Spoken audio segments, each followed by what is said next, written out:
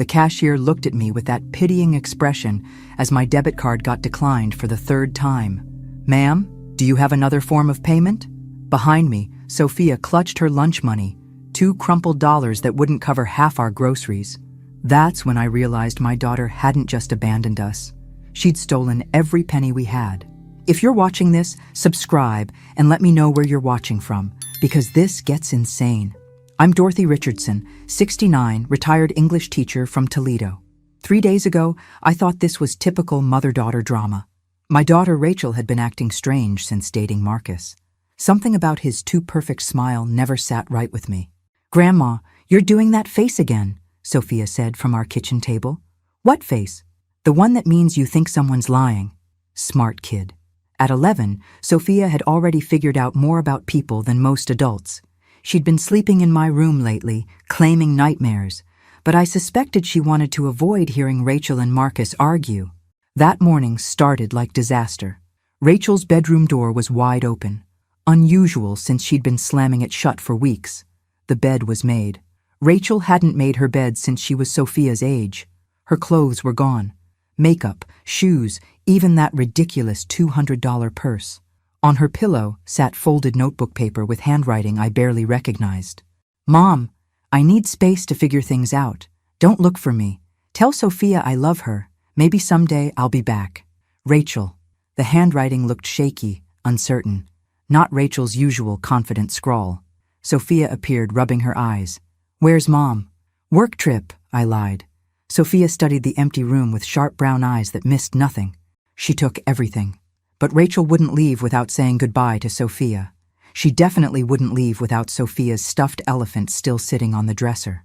Real panic hit at the grocery store when my card declined. Then, the second card. At the ATM, 0.00. I called the bank with shaking hands while Sophia waited in our old Honda. "Mrs. Richardson, several large transfers from your account last night between midnight and 3 a.m., the rep said. "All authorized with correct PIN and security questions." "I didn't authorize anything. Transfers went to Rachel Richardson's account. She's an authorized user." I hung up. Rachel had access because we pooled money for rent, groceries, Sophia's school supplies. I'd trusted my own daughter. "Grandma, are we in trouble?" Sophia's voice was small. I looked at this brilliant child who deserved better. Time for my first real decision in 3 days. "Sophia, I need to tell you the truth." 20 minutes later, I'd explained everything. Rachel gone, money gone, police dismissive. "Adults can leave whenever they want," the officer had shrugged. "Give it a few days." Sophia listened with intense focus. When I finished, she was quiet. "Grandma, can I see the note?" I watched her study it like ancient code. "This handwriting is wrong," she said finally. "Mom writes ours completely different, and she misspelled maybe. Mom's a good speller." My heart stopped. "What are you saying?" Sophia looked up with eyes too serious for 11. "I don't think Mom wrote this note." That's when I realized we weren't dealing with a selfish daughter running off with her boyfriend. We were dealing with something much worse. Next morning, I marched to the police station with Sophia and that suspicious note. Officer Martinez looked 25 and had probably never handled anything more serious than parking tickets. "Mrs. Richardson, we discussed this yesterday," he said, barely glancing at the note. "Your daughter's an adult. But the handwriting, people's handwriting changes when emotional." He slid the note back. "Unless you have evidence of a crime." I stood with dignity. "Come on, Sophia. We're wasting time." In the parking lot, Sophia tugged my sleeve. "What if we find our own evidence?" "Like what?" "You always said solve problems by asking right questions. Can we talk to Mrs. Chen? She watches everyone from her window." Mrs. Parker was watering plants when we approached. "Oh, Dorothy, how's Rachel? I saw her leave with that boyfriend night before last. She looked tired." My blood went cold. "What time?" "Around 11. I was watching late TV." She walked really slowly, like sick. He had his arm around her waist, helping her to the car. "Did she seem happy?" Mrs. Parker frowned. "Happy? No, pale as a ghost. I almost called out, but Marcus waved real friendly, so I figured flu." Back inside, Sophia sat at our old laptop. "Research," she announced, fingers flying. "Marcus Thompson, right?" "That's what he said. There are 3 Marcus Thompsons arrested in Ohio past 5 years. She pulled up mugshots. One looked familiar. This one was arrested in Cleveland for fraud. This one in Cincinnati for domestic violence and theft. My hands clenched. 25 years teaching high school. I'd seen signs of abuse. How had I missed them? Sophia found more. Woman reports missing after boyfriend empties bank accounts. Police say she left voluntarily. The blonde woman looked Rachel's age. Missing 8 months. I called Officer Martinez with our findings. He sounded annoyed. Finding people with same names proves nothing. Marcus is common, but the photos could be anyone. Unless your daughter contacts asking for help, nothing we can do. I hung up frustrated. He won't help, will he? Sophia asked. No. Then we help Mom ourselves. Something in her tone made me look carefully. This wasn't scared 11-year-old anymore. This was someone who'd made a decision. Over the next hour, Sophia showed me things that spun my teacher brain. Bank accounts searchable online. Social media revealing too much information. Phone numbers traced to addresses. How do you know this? Internet safety class taught what people can find. I learned how to find instead of hide. By sunset, we'd discovered Marcus had used 3 addresses in 1 year. His social media showed photos with 5 different women over 2 years, all posting about their amazing new boyfriend, then going silent. The pattern in timestamps made my blood run cold. Dayton woman posted about Marcus in March, nothing after April 15th. Columbus woman December, stopped January 20th. They all went silent after 4 to 6 weeks, I finished. Rachel had been dating Marcus 3 months. I realized my daughter wasn't coming home alone. If we wanted to see her again, we'd have to bring her home ourselves. I spent that night pacing while Sophia slept peacefully. At 3 a.m., I decided to break some rules. Next morning, Sophia and I sat with the laptop and my neat teacher notes, organized, purposeful. If we're doing this, we're doing it right. What do we know? Sophia had organized everything into piles. Marcus dates women briefly before they disappear. Always has access to money. Targets women with children or family. He's not picking random victims. He targets women with something to steal and people who won't look hard when they run away. We spent morning calling Marcus's previous addresses. Most disconnected, but a Dayton landlord remembered him. That guy was trouble. Rented with blonde woman, seemed nice but nervous. 1 day gone, owing 2 months' rent. The woman's name? Jennifer Walsh. Had little boy, maybe 8. Sophia was typing. Jennifer's Facebook showed birthday parties. School plays, then nothing. Last post 6 months ago.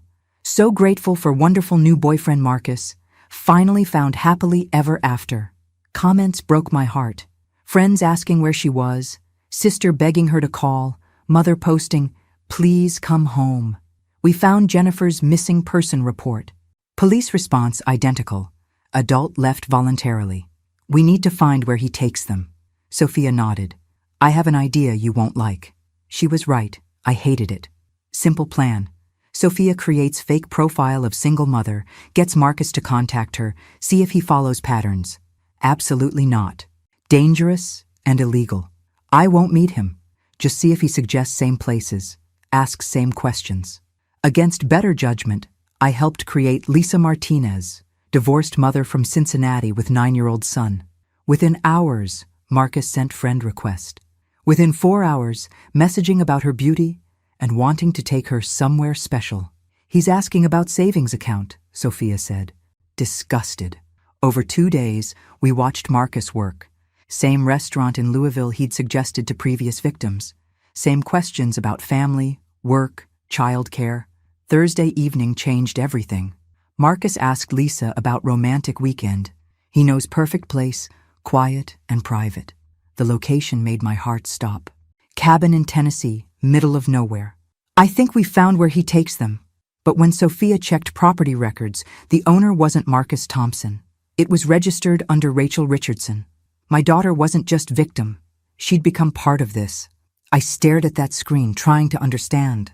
Rachel owned the cabin 6 months ago, 3 months before meeting Marcus. Maybe identity theft, Sophia suggested. Maybe. I didn't believe it. That night, sleepless, I gathered every paper with Rachel's signature. At dawn, Sophia found me comparing handwriting like forensic detective. What are you doing? Looking for truth, I held up documents. Look at these signatures. They're different. Either someone's been forging Rachel's signature or… I couldn't finish. Or Mom's been practicing writing differently, Sophia said quietly. The thought sickened me. Had Rachel planned this? Worked with Marcus, targeting her own mother? But pieces didn't fit. Why did Mrs. Chen say Rachel looked sick? Why didn't she take Sophia's stuffed elephant? We need to know about that cabin. Sophia pulled up satellite images. Isolated property, thick woods, one road, perfect for hiding someone. Marcus sent Lisa address in Louisville tonight, Sophia said strangely. I looked at messages. Marcus was moving fast, faster than usual. Something had spooked him. He's escalating. Whatever happened with Rachel changed his timeline. Do you think he knows we're looking? Before I could answer, my phone rang. Unknown number. Dorothy? Weak, strained, but unmistakably Rachel's voice. Rachel, where are you? Are you okay? Mom, listen carefully. Stop looking for me. It's dangerous. Tell me where you are. No, you don't understand. Take Sophia and leave town. Go to Aunt Linda. Please. Sophia grabbed my arm. I put phone on speaker. Rachel, you're scaring me. Long pause. Mom, I messed up bad. But if you keep digging, he'll hurt Sophia. Hurt you. Please go. Who? Marcus? Another pause. Marcus isn't his real name. And he's not working alone. Line went dead. Sophia and I stared at each other. Then she said, We need police now. I dialed with shaking hands. Officer Martinez voicemail. I tried main number. This is Dorothy Richardson. My daughter's been kidnapped and called warning we're in danger. Transferring to Detective Williams. Finally, someone serious. Detective Williams asked smart questions. Fake profile, Tennessee cabin, Rachel's warning about multiple people. Pack bags and go somewhere safe while we investigate. Family out of state? You believe us? We've been tracking multi-state fraud ring targeting single mothers. Your daughter's case fits perfectly. She called means they're moving her. Gives us window. Relief flooded through me. First, pack light and leave. Don't tell anyone where you're going. I'm sending officers, but I want you gone first. Why? If this ring's operated successfully for years, they probably have someone watching. I looked out our window. Mrs. Parker watering plants again, like every day since this started. Conveniently outside when Rachel left voluntarily. Mrs. Parker, who knew everyone's business, who'd made point of saying she saw Rachel leave willingly. Mrs. Parker, currently on phone while staring at our window. Sophia, we need to leave now. But heading for back door, I realized we might be too late. Mrs. Chen wasn't only one watching. Man in baseball cap sat in car across street, and he'd been there 2 days. We slipped out back like fugitives. Sophia clutched her backpack with laptop and evidence while I carried clothes and cash. We're going, she whispered. Library, public place, internet, and Aunt Linda gets home from her walk now. Toledo Public Library had been my second home during teaching years. I knew every corner, every exit. Mrs. Patterson at Reference had helped people escape abuse for decades. Dorothy, what's wrong? Mrs. Patterson's concern was immediate. 5 minutes later, I'd explained everything. She listened with focused attention that comes from real crisis experience. Need to leave Toledo today. Not bus or plane. Too trackable. My nephew runs delivery service. Can get you to Columbus in furniture truck. While she arranged transportation, Sophia and I used library computers to call Aunt Linda in Clearwater. Dorothy, thank God. I've had worst feeling about you and Rachel for weeks. I told her everything. Long pause after. Dorothy, if Rachel was forced to buy that property, they've been using her identity months. They have social security, bank information, everything. What's that mean? They can track you anywhere you use credit cards, rent hotels, anything requiring identification. You need completely off-grid. Sophia took notes. Face too serious for her age. Aunt Linda, how do we find Mom if we can't use computers? Sweetheart, you've done amazing work. Now let professionals handle this while you stay safe. What if professionals don't find her in time? Question I'd feared asking. What if Detective Williams couldn't locate Tennessee cabin? What if Marcus moved Rachel again? Then we'll deal when it happens. Right now, survival is priority. Mrs. Patterson returned. Nephew could pick us up in 2 hours. Time for crucial call. Detective Williams had updates. We've contacted Tennessee authorities about cabin. Planning raid tonight, but I need to warn you, property appears empty. Heart sank. Empty?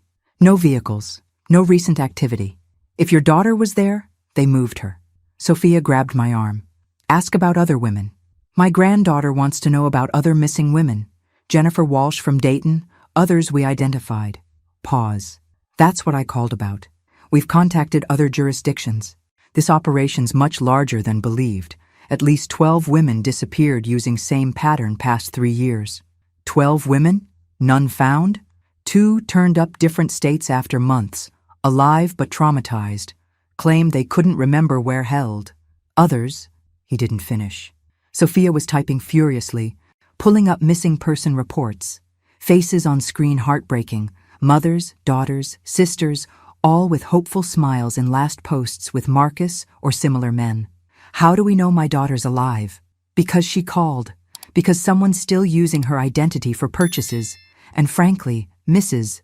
Richardson, dead people don't generate ongoing income for criminals. Harsh truth, but accurate. Rachel worth more alive.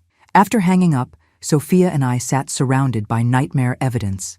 I know Aunt Linda and Detective want us hiding, but what if they can't find Mom? Then we'll figure another way. Promise? I looked at my granddaughter. Brilliant. Brave. Far too young for this. But she was Rachel's daughter, with Richardson's stubborn streak that never quit. Promise. What I didn't say, I'd decided if authorities hadn't found Rachel in 2 weeks, I was bringing Sophia back north and finishing what we started. Somewhere out there, my daughter was trapped with monsters destroying families. I hadn't taught teenagers for 25 years just to give up on my most important lesson: never leave family behind. Aunt Linda's Clearwater house felt like different world. Palm trees, ocean breeze, peaceful retirement I'd imagined. Instead, Sophia and I sat at kitchen table, staring at laptop, waiting for updates that never came. 5 days since Tennessee raid found empty cabin and evidence of hasty departure. Detective Williams called mornings with same update. Following leads, working jurisdictions, making progress. Didn't feel like progress. Grandma, look. Sophia had been monitoring missing persons websites obsessively. Jennifer Walsh from Dayton? Her sister posted update yesterday. Jennifer called family for first time in 6 months. I read the post. Jennifer's sister wrote, Jenny called today. She's alive and safe but can't tell us where yet. Said to watch news, something big about to happen. Working on coming home, I repeated. What's that mean? Sophia was pulling up news sites. Look at this. Small Kentucky news item caught attention. Multi-state fraud ring, bust nets 7 arrests. Brief article mentioned operation targeting single mothers across Midwest. Phone rang before I could finish reading. Mrs. Richardson? Detective Williams, I have news. Good or bad? Mixed. We made significant arrests yesterday in Kentucky and Tennessee. Fraud ring your daughter got caught up in is largely dismantled. Sophia grabbed my hand. And Rachel? Complicated. We found evidence she's alive, but wasn't at rated locations. We think she may be working with us. What's that mean? Your daughter may be helping law enforcement locate other victims. Can't give details over phone, but Rachel is smart and brave. After hanging up, Sophia and I sat stunned. Rachel wasn't just victim, helping rescue other women. That explains the call, Sophia said. Why she told us stop looking and leave town. She was probably already working with police. Made sense, but made me furious. Why hadn't anyone told us? Why spend week terrified for Rachel's life when she was safe enough to help investigations? Linda found us hour later, still processing. You both look like you've seen ghosts. I explained Detective Williams' call.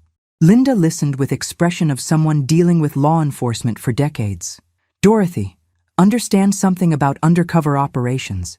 If Rachel's helping police locate victims, telling you details could have endangered her life and yours. But we're family. Exactly why they couldn't risk you accidentally revealing something blowing her cover. Sophia looked up. Does this mean Mom's coming home soon? Don't know, sweetheart, but it means she's safe. That afternoon, Linda insisted beach walk. Clearwater Beach crowded with tourists, families building sandcastles, teenagers playing volleyball. Normal life continuing while our world remained suspended. Do you think Mom will be same when she comes back? Sophia asked, watching sunset. Question haunting me for days. What trauma had Rachel endured? What had she seen helping police? Would she trust people again? People change after difficult experiences, I said carefully. But important parts of who your mom is, love for you, strength, stubborn determination to do right, those don't change. Sophia nodded. But I saw worry in her eyes. 11 years old, more stress in 2 weeks than most adults face yearly. That night, I found Sophia crying with laptop, staring at Rachel's photos from before nightmare began. I miss her. Me too. What if she doesn't want to come back? What if helping other women makes her realize we're just boring? Heart broke a little. Sophia, look at me. Your mom didn't get involved for adventures or because regular life wasn't exciting. She got pulled into something terrible. Now she's making sure it doesn't happen to other families. But what if she likes being important? Honey, your mom's been making real difference your entire life. Raising you, caring for our family, being there for people she loves. That's most important work anyone can do. Next morning brought news changing everything again. Detective Williams called 7 a.m. Need you and Sophia back in Toledo. Why? Is Rachel okay? Rachel's fine, but we need Sophia's help. And it has to be done from your original location. What kind of help? The kind only someone with Sophia's computer skills can provide. Your granddaughter may have been more right about this case than any of us realized. Flight back to Toledo felt surreal, returning to crime scene that had been home. Detective Williams met us with 2 officers and woman in dark suit, introducing herself as Agent Sarah Mitchell from FBI. FBI? This escalated beyond local police? What your family uncovered was tip of much larger operation, Agent Chen explained. Human trafficking ring spanning 8 states, operating over 5 years. Sophia walked between us, listening intently. Where's my mom? Safe, and she's been asking about you constantly. They drove us to nondescript office building downtown. Inside looked like high-tech command center, multiple screens showing maps, photos, data streams I couldn't understand. Sitting at computer station, looking tired but determined, was Rachel. Mom! Sophia ran across room into Rachel's arms. I followed slowly, taking in my daughter's appearance. She'd lost weight, had dark circles, but was alert and focused in a way I hadn't seen since she was Sophia's age. Hi, Mom, Rachel said softly. Are you okay? I'm okay, and I'm sorry. For everything. Agent Mitchell gave us reunion minutes, then business. Rachel's been working with us past 10 days helping locate and rescue victims. She's been extraordinarily brave, provided intelligence helping shut down 3 operation cells. Why all the secrecy? Why couldn't you tell us she was safe? Rachel answered. Because, Mom, I wasn't safe. Not completely. People still wanted me dead because of what I knew. What did you know? Rachel and Agent Chen exchanged glances. Show them. Wall covered with photos and connecting strings, like detective show. But these weren't actors. Real women, real families torn apart. Marcus, real name Michael Torres, wasn't working alone, Rachel said. Operation had recruiters, money launderers, transportation, people who handled disposal. I felt sick. Disposal? Women who asked too many questions or tried escaping, Agent Chen said grimly. We found 4 grave sites in 3 states. Sophia spoke up. Mom, how did you figure this out? Rachel smiled. First real smile in months. From you, actually. Remember teaching me about patterns when you learned data analysis in school? Sophia nodded. I started applying that thinking to everything I observed. Marcus always used same pickup lines, restaurants, timeline. But more than that, same type backup support. What do you mean? Like Mrs. Chen next door. She wasn't nosy neighbor, she was spotter. Her job was identifying potential targets and confirming when successfully taken. Blood ran cold. Mrs. Chen was part of this? Agent Mitchell nodded. Arrested 3 days ago. She'd been feeding information to Ring for 2 years about single mothers in your neighborhood who might be vulnerable. But she seemed so nice, Sophia said. That was the point, Rachel replied. Everyone in operation seemed normal, helpful, trustworthy. That's how they got away with it so long. Agent Mitchell pulled up chair. Which brings us to why we asked you back. Sophia, your grandmother mentioned you're very good with computers. Sophia glanced at me nervously. I'm okay. We've recovered encrypted hard drives from operation. But tech team's having trouble with passwords. Rachel thinks you might help because you know how Marcus thinks. For next hour, I watched my 11-year-old granddaughter work with FBI agents decoding criminal passwords using her knowledge of predator psychology. Impressive and heartbreaking simultaneously.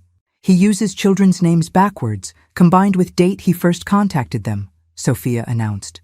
Jennifer Walsh's son is Tyler. Marcus messaged her March 15th. Password is RelyT035. Agent Mitchell tried it. Worked. Sophia, you just helped access files leading to probably dozen more arrests. As tech team analyzed newly accessible data, Rachel sat with Sophia and me. I need to tell you both what really happened. Truth about how I got mixed up in this. I braced myself. Marcus didn't randomly target me. He approached me because Mrs. Chen told him I was single mother with older parent who had savings. So this was planned from beginning? Yes. But Mom, what I didn't know until later was they'd been watching our family for months. They knew about Sophia's computer skills, your retirement savings. They knew exactly how much money we had and best way to access it. The real test of our family was about to begin. Agent Mitchell's phone call changed room energy immediately. She spoke in low, urgent tones while Rachel, Sophia, and I watched her expression grow concerned. We have a problem, she announced after hanging up. One of encrypted files Sophia helped access contained a kill order. My blood went cold. A what? Instructions to eliminate Rachel and anyone in her family who might have information about operation. Rachel's face went white. She pulled Sophia closer. But we shut down the operation. You made arrests. We shut down parts we could find. Mrs. Richardson, this was sophisticated criminal enterprise with multiple cells. People giving orders were never ones getting hands dirty.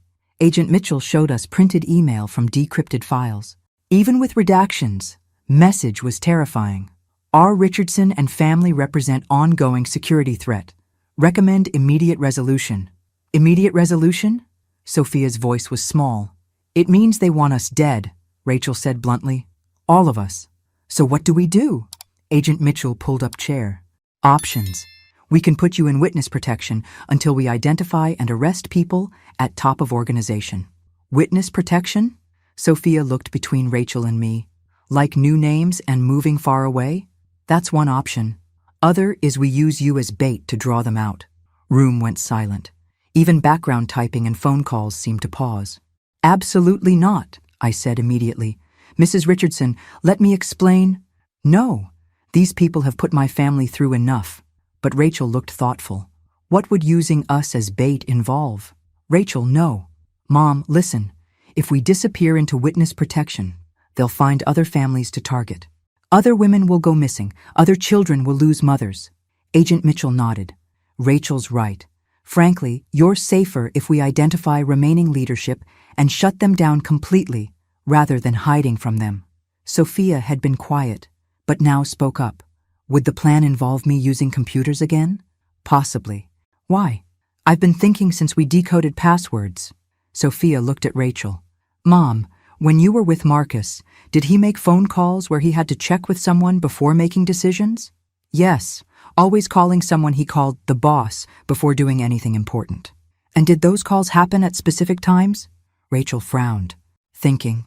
Usually around 9 p.m. and always on Sundays. Sophia looked at Agent Mitchell. If we can figure out who the boss is and when they communicate, maybe we can set trap. I stared at my granddaughter, torn between pride and terror. Sophia, this isn't computer game. These people kill families, which is why we need to stop them, she replied with quiet determination that reminded me of myself at that age. Agent Mitchell was clearly interested. What are you thinking? If they want to eliminate us, they have to find us first, right? What if we let them think they found us, but actually, we control where and when meeting happens? That's essentially what I was suggesting, but it would require all three of you to participate, and risks are significant. Rachel stood and started pacing. Habit inherited from me. What exactly would we have to do? We'd establish you in safe house that appears vulnerable, but is actually heavily monitored and protected. We'd let information leak that you're there. When they come for you, we'd be ready. And if something goes wrong, Then we have backup plans for backup plans. But Mrs. Richardson, I won't lie, there are no guarantees in this kind of operation. Sophia was staring at wall of photos showing missing women. How many families are they going to destroy if we don't stop them? Question none of us wanted to answer. Rachel sat back down, took my hand. Mom, I know this is scary, it's terrifying, but I've seen what these people do to women, what they did to me. I can't live in hiding, knowing they're still out there. And I can't live with losing you again. You won't lose me. We're stronger now than before this started. All of us. Looking around room, at Agent Mitchell with professional competence, at Rachel with hard-won courage, at Sophia with remarkable combination of innocence and intelligence. What would you need from us? I heard myself asking. Exactly what you've been doing, being family that doesn't give up on each other. But what I discovered next changed everything about how dangerous this plan really was. Safe House looked like every suburban home on Oak Drive. White siding, small yard, basketball hoop. What neighbors didn't know was the family who'd moved in Tuesday had more security than most government buildings. Sophia adapted to routine with surprising ease.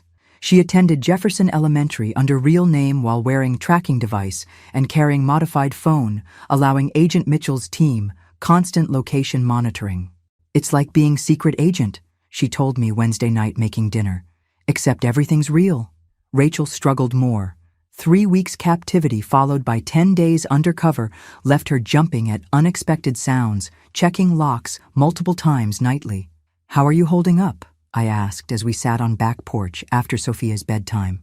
Some days I feel strong, like I can handle anything. Other days, she gestured vaguely. Other days I wonder if I'll ever feel safe again.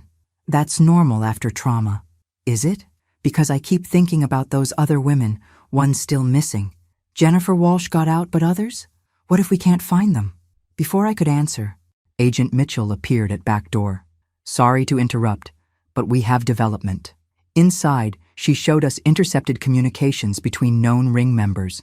Messages were coded, but FBI translation was clear. Someone planned to contact our family within 48 hours. Contact how? Rachel asked. Not sure yet, but they seem to know you're here. Sophia, who should have been asleep, appeared in kitchen doorway wearing pajamas. Did someone call the house phone? We all stared. Why would you ask? Agent Mitchell said. Because it rang while you were outside, but when I answered, nobody said anything. They just hung up. Agent Mitchell immediately radioed surveillance team. Within minutes, we learned 3 different homes on our street had received similar hang-up calls past hour. They're testing to see who answers, Agent Mitchell realized. They know someone's here trying to figure which house. So what do? We let them figure it out. Thursday morning, Sophia went to school as usual while Rachel and I stayed home, maintaining normal routines while knowing we were watched. Agent Mitchell explained appearing too cautious would tip off surveillance. Around noon, Rachel was in kitchen when she suddenly went still. Mom, there's someone at back door. I moved carefully to see outside. Man in delivery uniform stood on back porch, but no delivery truck in sight. Rachel was reaching for panic button when man knocked. Mrs. Richardson? I have delivery for Rachel Richardson. We looked at each other. We hadn't ordered anything. Just a minute, I called, pressing panic button. Within 30 seconds, I could hear movement in houses on either side. Agent Chen's voice through hidden speakers. Keep him talking. We're positioning assets. I opened back door, but kept screen locked between us. What kind of delivery? He held up small package. Overnight express from her former employer. Said it was important she get this today. Rachel joined me. I don't have a former employer. I've been taking care of my daughter and mother. Man's expression shifted slightly, confirming what we suspected. Ma'am, sender was very specific about address and urgency. Who was the sender? He looked down at clipboard and I saw him reach for something under jacket. That's when Agent Mitchell and 3 other agents came around both house corners simultaneously, weapons drawn. FBI, put your hands where we can see them. Fake delivery man dropped package and ran. 2 agents chased while Agent Mitchell approached us. Everyone okay? We nodded, though Rachel was shaking. Agent Mitchell carefully picked up dropped package using gloves and evidence bag. Through plastic, we could see it wasn't normal delivery. Inside was cell phone and note. Answer when it rings. You have 1 hour. This is escalating faster than expected, Agent Mitchell said. They're not just watching, they're making direct contact. Phone rang at exactly 2 p.m. Agent Mitchell nodded at Rachel, who answered on speaker while recording equipment captured every word. Rachel. Voice was calm, professional, almost friendly. Who is this? Someone who's been very disappointed in your recent choices. You were supposed to be simple job, but you've caused considerable complications. Good. I hope I've cost you millions, Voice chuckled. Actually, you've cost us something more valuable than money. You've cost us anonymity. That's a problem we need to solve. What do you want? A meeting. Tonight. Just you, your mother, and your daughter. No law enforcement, no surveillance, no tricks. And if I refuse? Then 3 families we're currently holding will pay the price for your selfishness. Starting with Jennifer Walsh's 8-year-old son. Rachel's face went white. You're lying. Am I? Jennifer, would you like to say hello? Terrified woman's voice through speaker. Rachel, don't come. They'll kill you anyway. Save yourself and… Line went dead. That evening, as Agent Mitchell outlined plan for meeting we all knew was trap, I realized everything we'd been through had just been preparation for this moment. The real test of our family was about to begin. Meeting location was perfect for ambush. Abandoned warehouse district on Toledo's outskirts where nobody would hear screams or gunshots. Agent Chen's team had 6 hours to position surveillance and backup, undetected by people who'd successfully evaded law enforcement for years. This feels like suicide, I said, going over plan for 5th time. It's opposite, Agent Mitchell replied. This is us taking control instead of letting them pick us off one by one. Sophia sat at kitchen table, supposedly doing homework, but actually monitoring communications equipment. She'd become scarily good at reading technical displays. Grandma, look, she pointed to screen. They're not just using cell phones to coordinate. They're using encrypted radio system. Agent Mitchell looked over Sophia's shoulder. Can you decode any? Not words, but I can track signal sources. At least 4 different locations transmitting, all around Warehouse District. 4 locations. So they're planning this as carefully as we are. Rachel had been quiet most afternoon, staring out front window. Finally, she spoke. I keep thinking about what that man said on phone. About us costing them anonymity. What about it? If they've been successful for years, it's because nobody knew they existed. But now, because of us, law enforcement agencies across multiple states are coordinating to find them. Agent Mitchell nodded, which means they have 2 choices, disappear completely or eliminate the threat. And we're the threat, Sophia said matter-of-factly. Yes, but so is everyone they're currently holding. Jennifer Walsh, her son, other families. They're all witnesses now. Weight of responsibility settled over us. We weren't just fighting for our own survival. At 8 p.m., we climbed into what looked like normal sedan, but was actually armored vehicle with more communication equipment than most police stations. Agent Mitchell rode front passenger seat while 2 other agents followed in second car. Remember, your job is keeping them talking long enough for us to locate and secure all hostages. Don't be heroes. What if they separate us? Rachel asked. They won't.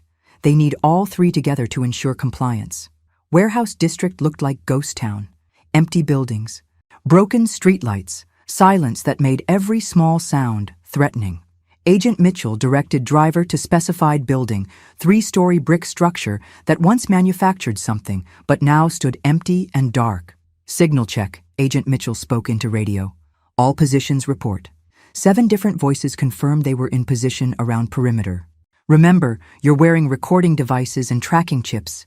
We can hear everything and know where you are at all times.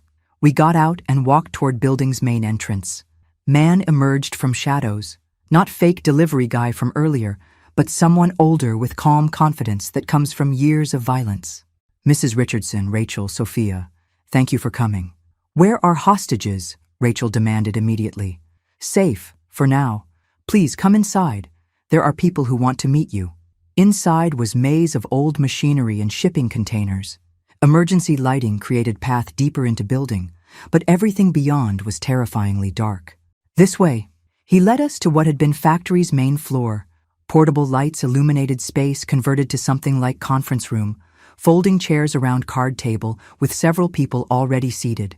I recognized one immediately, Mrs. Chen from our old apartment. "Hello, Dorothy," she said pleasantly, as if we'd met at neighborhood barbecue. "I'm sorry about the deception. You sent armed men to our house. You helped kidnap my daughter. I helped create opportunities. What people choose to do with those opportunities is up to them." Woman I didn't recognize spoke from other side of table. "Mrs. Richardson, you and your family have caused us significant problems." "Good." She smiled, but it didn't reach her eyes. "We're business people. We solve problems efficiently. By murdering families? By eliminating complications that threaten our operations." Sophia stepped closer to me, but when she spoke, her voice was steady. "Where are Jennifer Walsh and her son?"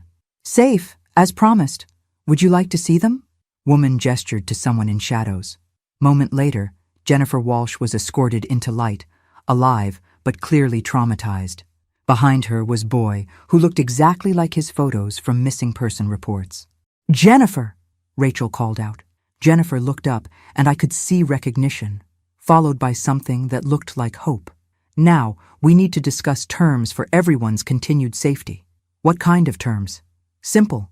You stop talking to law enforcement. You stop investigating our operations. You disappear quietly, and everyone lives. And if we refuse?" She nodded to shadows again. 2 more people were brought into light, woman about Rachel's age and teenage girl. Then we solved the problem permanently.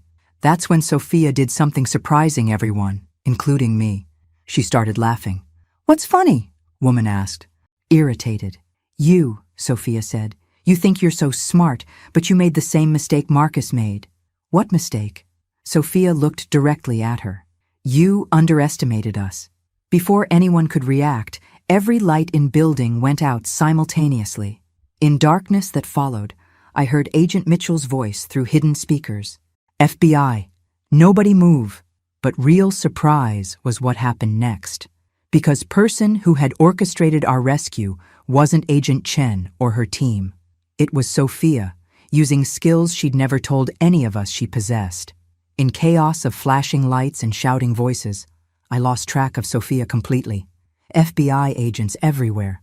Criminals running in all directions, and I couldn't see my granddaughter anywhere. "Sophia," I called out, but voice was lost in operation noise. Rachel grabbed my arm. "Mom, she's okay. Look." She pointed to warehouse corner where Sophia sat calmly at laptop computer, seemingly oblivious to drama around her. Agent Mitchell stood next to her, speaking rapidly into radio. "How did she—" "Your granddaughter has been running her own operation parallel to ours this entire time," Agent Mitchell said as we approached. Sophia looked up from computer screen with sheepish expression. "Sorry I didn't tell you, but I wasn't sure it would work." "What wouldn't work?" Rachel asked. "Remember how I said I could track their radio signals? Well, I also figured out how to intercept them. I've been monitoring their communications for 3 days." Agent Mitchell shook her head in amazement. She knew about this meeting location before they told us. She knew how many people would be here, and she figured out how to cut power to entire building from remote location. "How?" Sophia grinned, first completely happy expression I'd seen in weeks. "Remember when you taught me that best way to solve problem is understand all pieces? I spent lots of time learning about electrical systems and building schematics." "Sophia, you're 11 years old." "Yeah, but I'm really good at learning things online."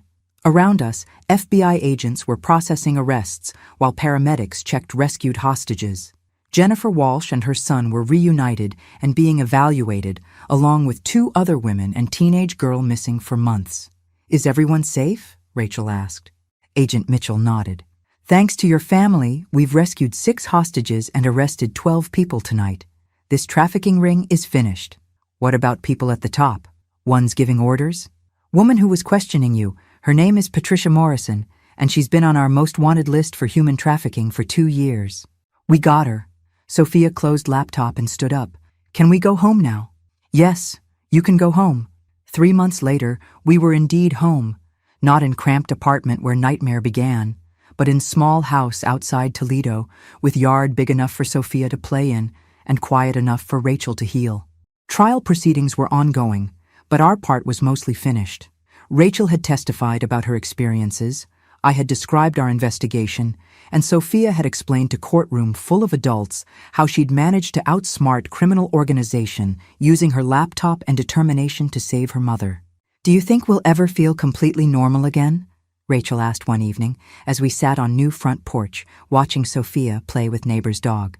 "I don't know, but I think we're stronger now than before." Rachel nodded. "Sophia asked me yesterday if I was proud of her." "What did you tell her?" "That I've never been more proud of anyone in my life." Sophia looked up from her game and waved at us. She was still same brilliant, curious child she'd always been, but now carried herself with confidence that comes from knowing she can handle whatever life throws at her. "You know what I realized?" I said. "What?" "For 25 years, I taught teenagers they were capable of more than they knew. But I never imagined my own granddaughter would teach me the same lesson." Rachel smiled. "She's remarkable. She gets it from her mother." That night, as I tucked Sophia into her new bedroom, she asked question I'd been expecting. "Grandma, do you think there are other families out there who need help like we did?" "Probably. Maybe someday. When I'm older, I could help them too." I looked at this extraordinary child who had saved her mother, outsmarted criminals, and helped FBI dismantle trafficking ring, all while maintaining compassion for other people's suffering. Maybe you could. But for now, how about we focus on being normal family for a while? Can we still be little bit extraordinary? I laughed. "Sweetheart, we could never be anything else." As I turned off bedroom light, I realized our story had ended exactly where it needed. Not with revenge or dramatic confrontations, but with family that had been broken learning how to be whole again. Sometimes, the best victories are quiet ones. And in our house on Oak Drive, that was all the extraordinary we needed. Thanks for listening. Don't forget to subscribe and feel free to share your story in the comments. Your voice matters.